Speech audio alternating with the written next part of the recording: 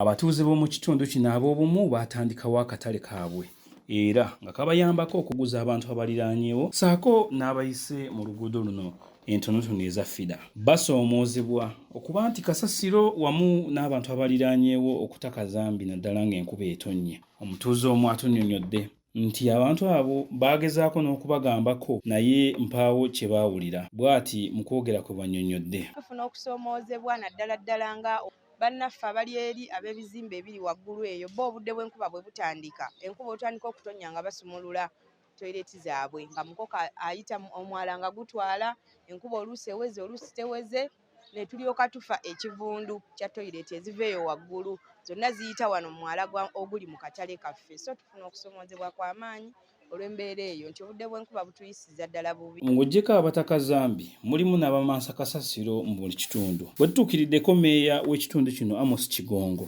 yeeweze okukwata n'okusiba abataka zambi ssaako n'abo abamansa kasasiro. Okukwata abakola effujjo eyo bakiyita litali oba okumansa gazambi.